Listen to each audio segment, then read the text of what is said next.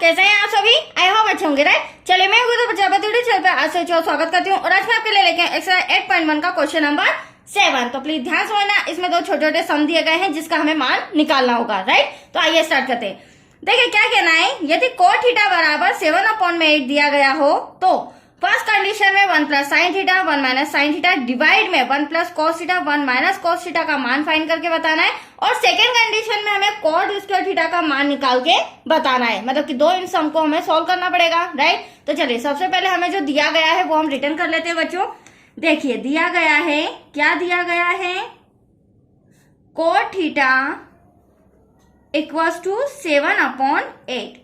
अब 7/8 मतलब कि मेजरमेंट तो दिया गया है, पर कोट थीटा का मान क्या होता है। तो देखिए कोट थीटा का मान होता है, ये आपके सामने फॉर्मूला बता रही हूं मैं, sine cos tan cosec sec cot लाल अपॉन में कक्का। और हमें किससे मतलब है, कॉट से मतलब है। तो कॉट थीटा बराबर क्या हो जाएगा, ए मतलब आधार, एल मतलब लंब, मतलब कि आधार बटे लंब हो जाएगा राइट। तो चलिए यहाँ पर मैं लिख भी देती हूँ, कोट थीटा का मान होता है आधार बटे में लंब।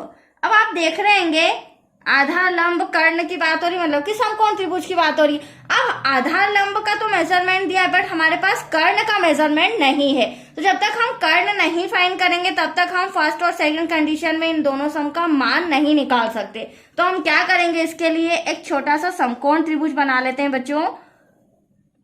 देखिए आपके सामने मैंने बनाया है एक समकोण त्रिभुज, इसे हम 90 डिग्री का एंगल बना लेते हैं। ये हो जाएगा ए बी देन सी। और 90 डिग्री के सामने वाली भुजा हमेशा क्या होती है, कर्ण होती है। तो ये तो रहा कर्ण, इसे हम मान लेते हैं लंब राइट। ये हो जाएगा हमारा आधार।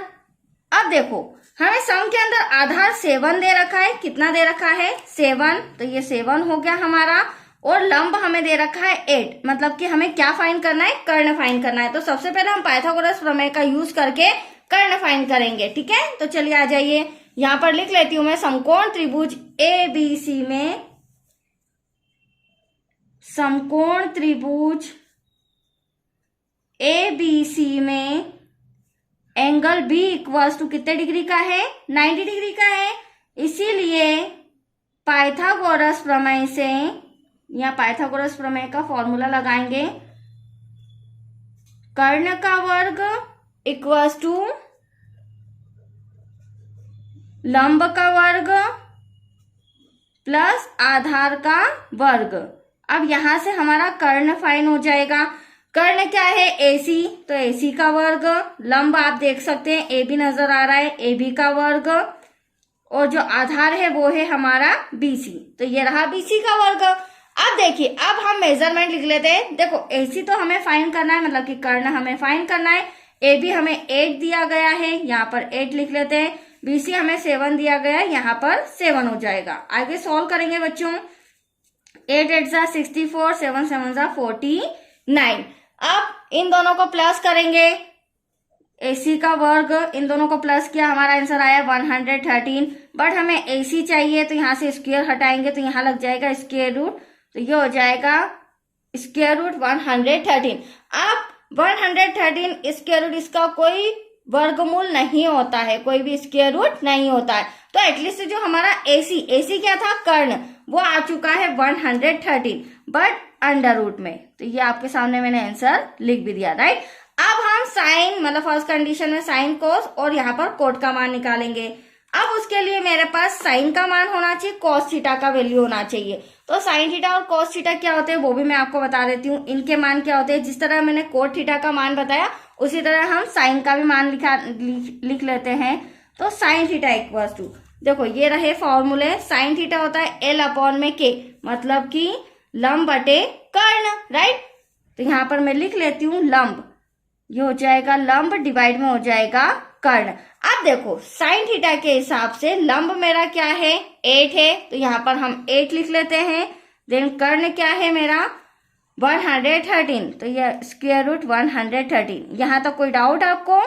चलिए अब ये तो हो गया साइन थीटा। अब मुझे सम के अंदर कॉस थीटा के लिए भी उसका मेजरमेंट चाहिएगा, तो उसकी भी हम वैल्यू निकाल लेते हैं। तो cos थीटा इक्वल्स टू क्या होता है, जिस तरह साइन थीटा लंब बटे कर्ण होता है उसी तरह cos थीटा आधार बटे कर्ण होता है, राइट। ए अपॉन में के मतलब आधार बटे कर्ण, तो ये रहा हमारा आधार, डिवाइड में हो जाएगा कर्ण। अब आधार आप देख रहे हैं 7 नजर आ रहा है आपको, देन कर्ण वही हो जाएगा बच्चों √113। तो यहाँ तक कोई डाउट आपको? अब हम फटाफट फर्स्ट कंडीशन मतलब कि फर्स्ट सम उतारेंगे और इसमें ये साइन और कोस की वैल्यू पुट करके इसे सॉल्व करेंगे। तो चलिए फर्स्ट नंबर का सम यहाँ लिख लेते हैं हम। देखिए ब्रैकेट में 1 plus sine theta bracket close 1 minus sine theta bracket close divide में 1 plus cos theta then 1 minus cos theta. अब इस सम को ध्यान से देखिएगा बच्चों, इसमें एक चीज तो हमें क्लियर हो रही है कि ये वाला ब्रैकेट प्लस का है, ये वाला माइनस का, मतलब यहाँ पर एक फॉर्मूला लग रहा है, कौन सा? a प्लस बी और a माइनस बी। तो चूंकि हम जानते हैं कि a प्लस बी ब्रैकेट में और a माइनस बी ब्रैकेट में क्या होता है? a square minus B square, मतलब कि a का a में multiply a square plus minus minus b का b में क्या? b square, right. तो इसे मैं थोड़ा सा शॉर्ट कर लेती हूँ।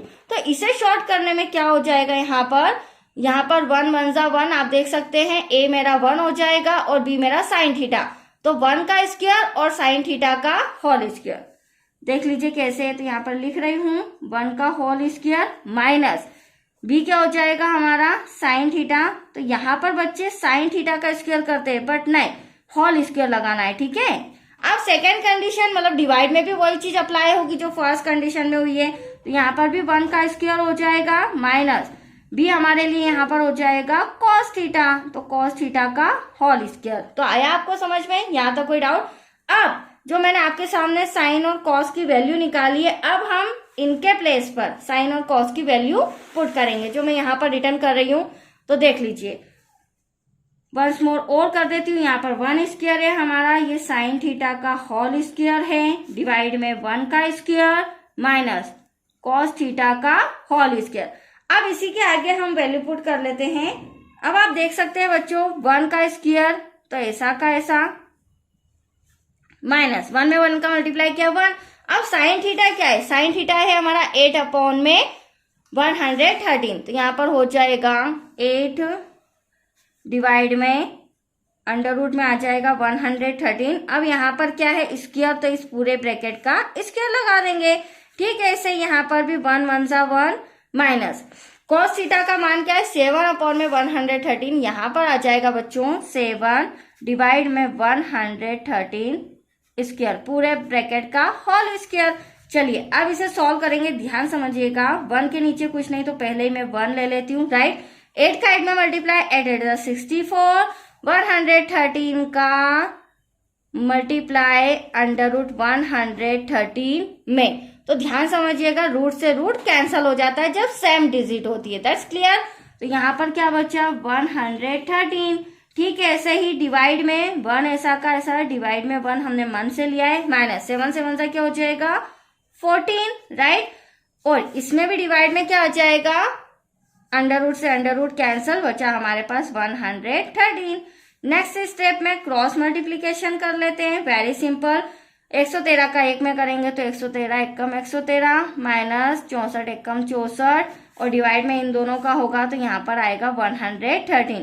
बड़ा डिवाइड लगाएंगे, ठीक वही प्रोसेस यहाँ भी हम यूज करेंगे। 113 का 1 में करेंगे तो वही आएगा, 49 का 1 में करेंगे तो एटलीस्ट 49, डिवाइड में आ जाएगा 113। नेक्स्ट स्टेप में क्या करेंगे? यही आपके सामने सॉल्व कर रही हूँ, आप पहले स्टेप बाय स्टेप करते जाइएगा, राइट। अब देखिए 113 में से 64 माइनस करेंगे, दैट्स योर आंसर 49। डिवाइड में 113 तो ऐसा का ऐसा, फिर बड़ा बट्टा लगाया, फिर 113 में से 49 लेस करोगे तो आपका आंसर आएगा 64 और डिवाइड में 113। अब क्या करेंगे बच्चों? आप देख सकते हैं अब हम आंसर के करीब हैं। 3 डिवाइड ऐसे के 3 डिवाइड आ रहे हैं, तो देखो ऊपर का बट्टा तो ऐसा का ऐसा, लेकिन नीचे वाला चेंज होके ऊपर आ जाएगा। देखो 49 अपॉन में 113 तो मैं लिख लेती हूँ, यहाँ पर डिवाइड में आ जाएगा 113, मल्टीप्लाई में ये जो 113 ये ऊपर चला जाएगा और 64 नीचे आ जाएगा। जब भी इस तरह का बट्टा रहेगा तो आपको यही प्रोसेस यूज करनी है। अब इससे ये cancel, that's your answer 49 divide में 64। अब इसका कोई सॉल्यूशन नहीं, इसे हम कैंसिल भी नहीं कर सकते। तो फर्स्ट कंडीशन में आपका आंसर आ चुका है। अब सेकेंड कंडीशन, सेकेंड सम हमें दिया गया था कॉट स्क्वायर थीटा। तो आप देख सकते हैं सम के अंदर ऑलरेडी हमें कॉट का मान दे रखा है 7/8, जिसे हम जानते हैं आधार बटे लंब। तो यहाँ पर मेजरमेंट दे रखा है, बस हमें स्क्वायर लगाना होगा, राइट। तो चलिए यहाँ पर मैं लिख लेती हूँ। सेकेंड कंडीशन में हमारा हो जाएगा कॉट स्क्वायर थीटा, जो कि क्या है कॉट स्क्वायर थीटा का मान, वो है हमारे लिए 7/8। और होता क्या है, ये आधार डिवाइड में लंब, और इसका हमें क्या करना है होल स्क्वायर। तो आधार अभी आपके सामने 7 और लंब हमारा 8 है, इसका होल स्क्वायर।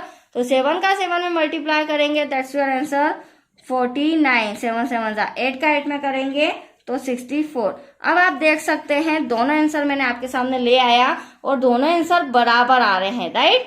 बड़ा वाला हमने सॉल्व करा तो भी 49/64 आ रहा है, और छोटा वाला सॉल्व किया तो भी 49/64। तो दैट्स योर आंसर। आज के लिए इतना ही बच्चों। नेक्स्ट आपको मिलेगा वीडियो क्वेश्चन एट से रिलेटेड। ओके, थैंक यू बच्चों।